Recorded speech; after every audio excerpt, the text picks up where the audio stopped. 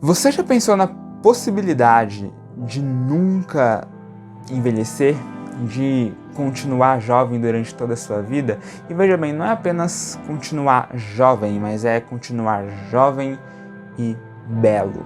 Muitas pessoas podem achar que isso é uma coisa legal, algo interessante até, mas esse livro aqui, O Retrato de Dorian Gray, de Oscar Wilde, mostra pra gente que talvez essa ideia não seja assim tão legal. Eu sou o José Pedro, seja bem-vindo para mais um vídeo do Entre Páginas e Telas, o melhor canal de livros, filmes e séries que você vai achar por aí pela internet. E no vídeo de hoje eu tô aqui para falar sobre O Retrato de Dorian Gray, do Oscar Wilde, um dos livros mais polêmicos aí do século XIX. E bem, o que é que fala O Retrato de Dorian Gray? Basicamente, esse livro ele vai contar pra gente a história de um jovem chamado Dorian Gray, que em um determinado momento de sua história acaba conhecendo ali um pintor chamado Basil, Basil Hallward, e o Basil e o Dorian acabam se tornando muito amigos, de maneira que o Basil ele decide fazer um quadro, fazer um retrato do Dorian, sendo que quando esse retrato finalmente fica pronto e o Dorian ele vê o retrato pela primeira vez, ele se sente muito triste, porque ele pensa, bom, o retrato ele vai continuar jovem para sempre, vai continuar belo para sempre, já eu vou envelhecer e ficar feio. Então, nesse momento, ele acaba fazendo uma espécie de pacto, algo meio Fausto ali, de maneira que a partir desse momento em diante, é como se o Dorian ele tivesse, de certa forma, transferido a sua alma para dentro do retrato. Ou seja, o tempo passa, o Dorian continua belo, continua jovem e o retrato vai envelhecendo no seu lugar. E por mais que essa narrativa seja uma narrativa obviamente fictícia, ainda assim ela é uma narrativa que passa pra gente diversos aprendizados. Ao longo da história você vai vendo que a sociedade ela não mudou tanto assim. E essa é a magia do clássico, O tempo passa, mas ele continua atual, você continua aprendendo coisas conforme você lê.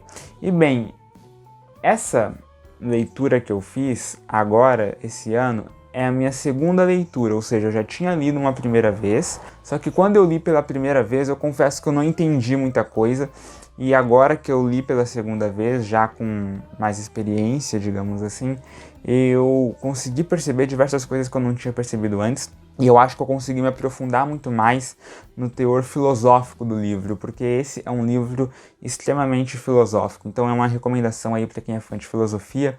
Ele vai acabar tratando de diversas questões, tanto questões éticas e morais, como certo e errado, existe limite para os prazeres, enfim, mas ele também vai acabar falando de questões muito interessantes que a gente não vê muita gente discutindo, como por exemplo o belo, o que é o belo, a beleza, a importância do belo e assim por diante. Então, esse livro ele é um livro que tem um teor filosófico muito grande, é um livro muito profundo, é um livro que eu definitivamente não recomendo para iniciantes, mas eu acho que se você quer ter uma experiência de leitura mais profunda, mais reflexiva, O Retrato de Dorian Gray é uma experiência excelente. E como eu disse anteriormente, O Retrato de Dorian Gray ele é um livro muito polêmico, e eu acho que essa talvez seja a grande magia, talvez, desse livro, porque esse livro é um livro que tem um personagem polêmico, e a polêmica do livro acaba muitas vezes indo ao encontro da vida do seu autor, que também era uma vida bastante polêmica. Então, é um caso de arte que imita a vida, talvez, ou de vida que imita a arte. E, bem, por que esse livro ele foi um livro tão polêmico? Ele foi um livro bastante polêmico porque quando ele foi lançado pela primeira vez, lá em 1891, se eu não estiver enganado, ele recebeu muitas críticas, Ele foi chamado de indecente, imoral, um livro que influenciava a juventude para o mau caminho. Então, assim, desceram a lenha no retrato de Dorian Gray, e de tanto reclamarem, de tanto criticarem, o autor, o Oscar Wilde, ele teve que fazer alguns cortes no livro, ele teve que cortar algumas cenas, fazer algumas alterações para que o livro pudesse ser publicado. Inclusive, o prefácio do livro, que na minha opinião é um dos melhores prefácios que eu já li, ele é justamente uma resposta do Oscar Wilde para as pessoas que estavam criticando o seu livro, né? Então, uma recomendação que eu dou assim de todo o coração: leia o prefácio. Geralmente as pessoas têm a mania de pular os prefácios, mas leia, porque o prefácio desse livro é muito bom. Você consegue ter uma ideia muito clara do que o autor pensa e de como aquilo que ele pensa se aplica ao decorrer da história. Mas, enfim, voltando aqui ao que eu estava dizendo, esse livro ele foi um livro que recebeu duras críticas, ele foi um livro muito, muito criticado. E uma curiosidade interessante acerca desse livro é que ele foi utilizado contra o próprio Oscar Wilde. Porque lembra que eu falei que, assim como o livro, o autor também era um autor que tinha uma vida bastante polêmica?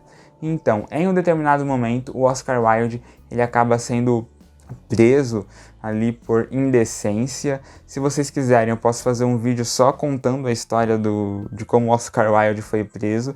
Mas, enfim, em um determinado momento da sua vida, ele foi preso, e durante o julgamento, os seus acusadores utilizaram trechos de O Retrato de Dorian Gray como uma forma de acusar o Oscar Wilde. Meu Deus! Como uma forma de servir de prova contra ele. Então você tem a obra sendo usada contra o seu próprio autor, né? E acaba sendo algo meio irônico no fim das contas. Principalmente depois que você lê o livro.